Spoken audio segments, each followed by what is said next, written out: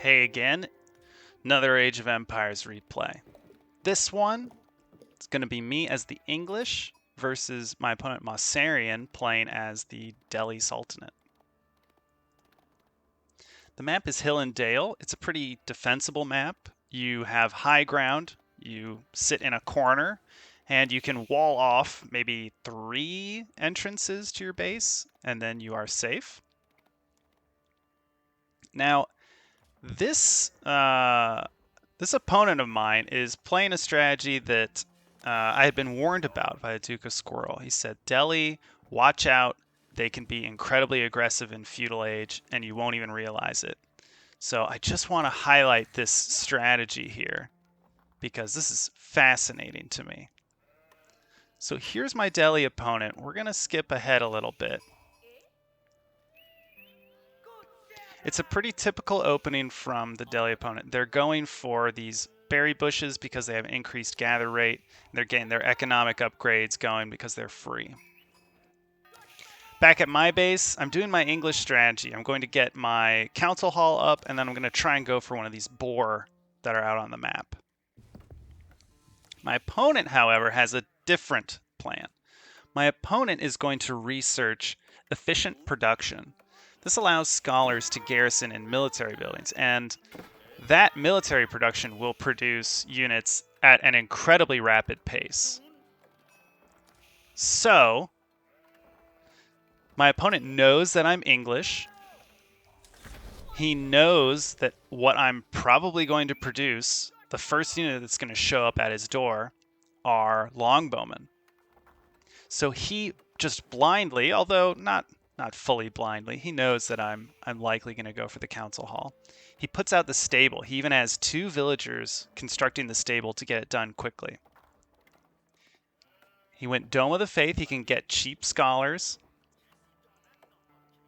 And what he's going to do is he's going to immediately ungarrison the scholar in here and put it in the stable.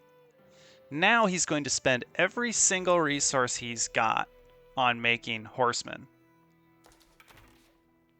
They're very fast. They can get on top of my longbowmen quickly. And this is very fortunate for my opponent. He spots me going for the forward mill. I send my scout out. Now this is bad. He's already scouted it, which is a huge issue. And he's already producing military units to stop it. His horseman is already here. My villagers were auto-queued to just attack this boar. Then I see what's going on here, and I realize, oh, this is very bad. These villagers are not going to be able to do much. It's nice that my villagers can do battle, but their ranged attack is not very good against these horsemen. The horsemen actually have these 2 ranged armor just from the very beginning. So it's hard to really deal damage against them with these longbowmen. I need a barracks now.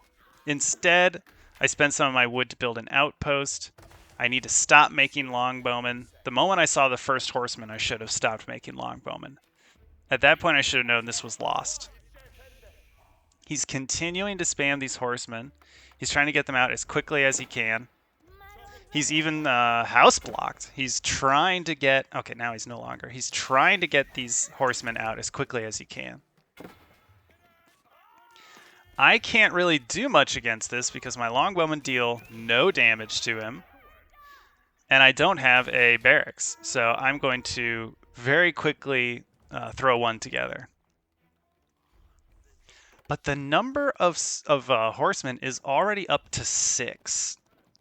They don't really do a lot versus villagers, but villagers do nothing versus them. Same with my longbowmen. So if it's a drawn-out battle, I'm going to lose villagers.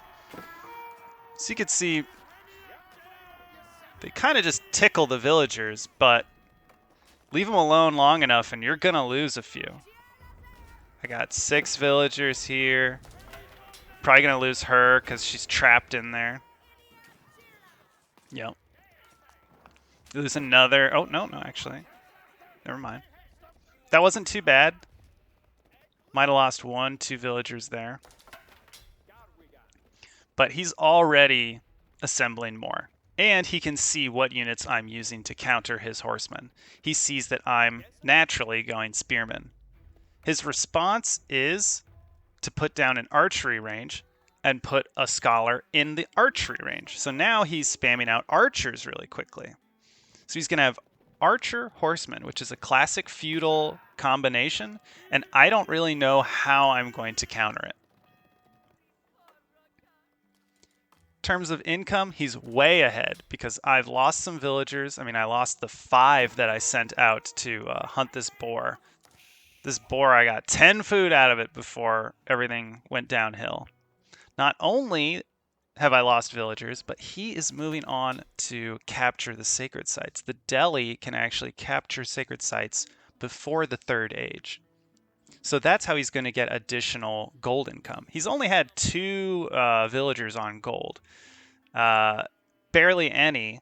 So his resources for gold are basically at nothing. But as he captures these sacred sites, he's going to be earning a lot more. He's also using his units to wall in my base.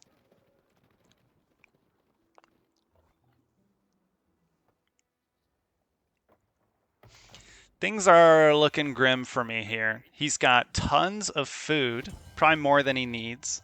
He can produce, he's constantly producing horsemen and archers.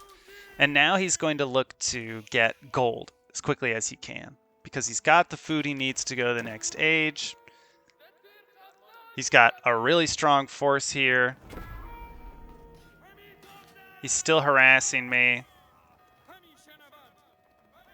In terms of villager count, I'm at 21.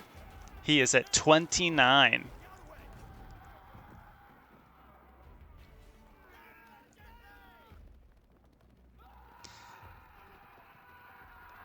Really what I'm thinking here is Delhi is not an opponent that we can just walk out on the map and take the boar, the huntable boars on the map, because this fast horseman spam is incredibly scary. I do not know what I can do against this. At this point, things were looking bad. I decided to surrender.